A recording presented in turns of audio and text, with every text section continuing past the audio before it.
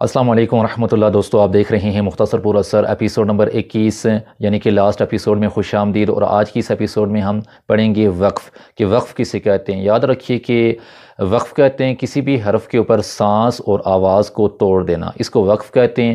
اگر ہم سانس اور آواز کو توڑ دیں گے تو وہاں پر اگر کسی بھی حرف پر زبر زیر پیش ہوں گی تو اس کو ساکن کر دیں گے، اس کے علاوہ دو زیر دو پیش اور کھڑی زیر اور الٹا پیش ہوں گی تو ہم ان کو بھی ختم کر کے حرف کو ساکن کر دیں گے۔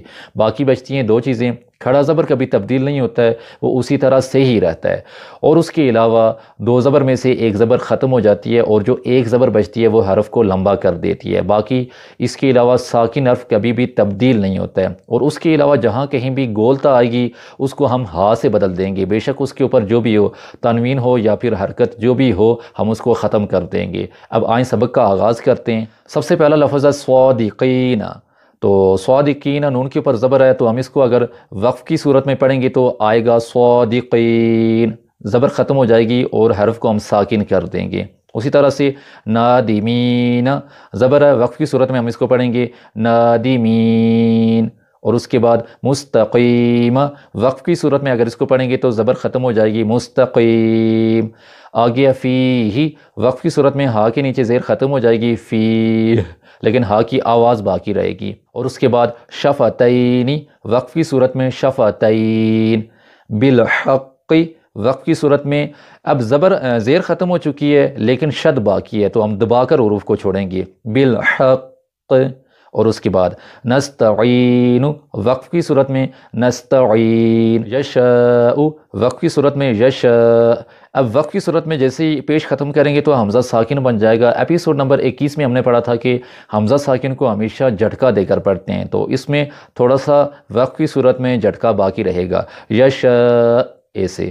اور اس کے بعد من قبل، تو وقف کی صورت میں پیش ختم ہو جائے گی، لام ساکن ہو جائے گا، من قبل۔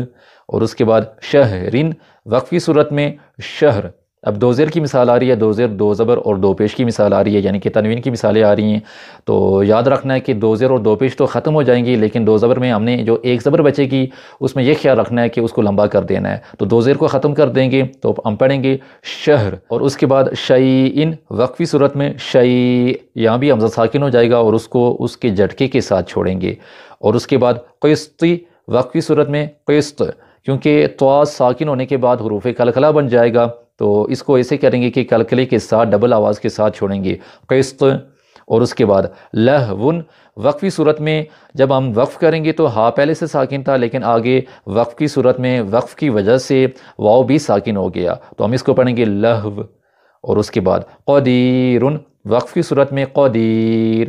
برقن، وقف کی صورت میں برق، اب یہ حروف کلکلہ بن جائے گا، وقف کریں گے قاف ساکن ہو جائے گا اور ڈبل آواز کے ساتھ اس کو چھوڑیں گے، برق۔ اور اس کے بعد بیہ، وقف کی صورت میں بیہ، کھڑی زیر ختم ہو جائے گی اور الٹا پیش ختم ہو جائے گا، کھڑا زبر کبھی نہیں ختم ہوگا، عبادہ، وقف کی صورت میں عبادہ۔ اور اس کے بعد بامرہ، وقف کی صورت میں بامرہ۔ ربہ، وقف کی صورت میں ربہ۔ اخلدہ، وقف کی صورت میں اخلدہ۔ اور اس کے بعد موازینہ، وقف کی صورت میں موازینہ۔ اور اس کے بعد اب دو زبر کی مثالیں آ رہی ہیں، یہاں سے آپ نے غور سے دیکھنا ہے کہ دو زبر میں سے جو ایک زبر بچے گی اس کو ہم نے لمبا کرنا ہے، بے شک آگے الف موجود ہو یا نہ ہو۔ الفافن، اب وقف کریں گے ایک زبر ختم ہو جائے گی، الفاف۔ اور اس کے بعد علمن، وقف کریں گے تو علم۔ اور اس کے بعد نبیًّ، وقف کریں گے تو نبی۔ اب گول تا کی مثالیں آ رہی ہیں، وقف کریں گے تو گول تا اگر آ جائے گی تو اس کو مکمل ختم کر دیں گے، یعنی کہ اس کے نقطے بھی ختم ہو جائیں گے اور اس کے اوپر دو زبر دو زیر دو پیش، کھڑا زبر کھڑی زیر الٹا پیش زبر زیر پیش جو بھی ہوں گی ختم ہو جائیں گی تو وہ بالکل مکمل ساکن ہو جائے گی، اس کو ہا سے تبدیل کر دیں گے۔ کیسے پڑھیں گے؟ قوتن، وقف کی صورت میں قوہ۔ اور اس کے بعد رقباتن، وقف کی صورت میں رقبہ۔ اور اس کے بعد جاریتن، وقف کی صورت میں جاریہ۔ اور اب کھڑا زبر کی مثال آ رہی ہے اور کھڑا زبر وقف کی صورت میں تبدیل نہیں ہوتا ہے، وَتَوَلَّ، وقف کی صورت میں وَتَوَلَّ اسی طرح سے ہی رہے گا، مِنَ الْأُولَى، وقف کی صورت میں مِنَ الْأُولَى۔ اور اس کے بعد فَتَرَضَّى، وقف کی صورت میں فَتَرَضَّى۔ اور ہم نے یہ بھی پڑھا کہ ساکن حرف وقف کی صورت میں تبدیل نہیں ہوتا ہے، جس طرح سے یہ مثالیں موجود ہیں، وَانْحَرْ، اور وقف کی صورت میں وَانْحَرْ ہی رہے گا۔ اور اس کے بعد فَرْغَب، فرغب وقف کی صورت میں بھی، اور اس کے بعد فحدث وقف کی صورت میں فحدث، اور اس کے بعد فیہا وقف کی صورت میں بھی فیہا، اور اس کے بعد تہتدو وقف کی صورت میں بھی تہتدو، اور اس کے بعد آخری قولی وقف کی صورت میں بھی قولی۔ اور اس کے بعد آپ تلاوت قرآن حکیم کرتے ہوئے آپ نے دیکھا ہوگا کہ بعض آیتوں کے اوپر یا آیتوں کے درمیان میں ایک چھوٹا سا نون لکھا ہوتا ہے حرف کے اوپر، اور اس کے نیچے زیر ہوتی ہے۔ اس کو پڑھنے کی ترتیب کیا ہے؟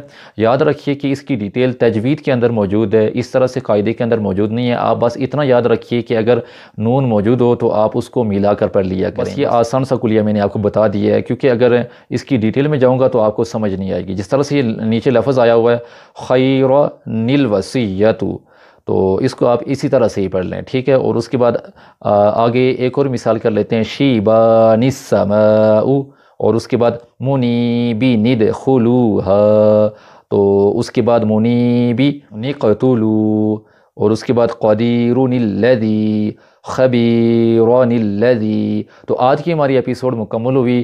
سیکھنے کے حوالے سے یہ بھی ایپیسوڈ ایک زبردست ایپیسوڈ گزری ہے۔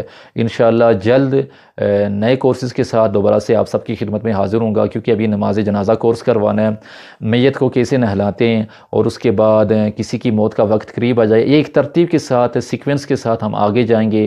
تو ساری چیزیں جو مین چیزیں آتی ہیں نا، وہ سیکھ کر ہم آگے جائیں گے، تاکہ قرآن حکیم کی تلاوت کریں تو ہمارے بہت سارے مزید کورسز مکمل ہو جائیں۔ تو آج کی ایپیسوڈ میں اتنا ہی، ملتے ہیں نیکسٹ ایپیسوڈ میں، تب تک کے لیے دعاؤں میں یاد رکھیے۔ اللہ حافظ۔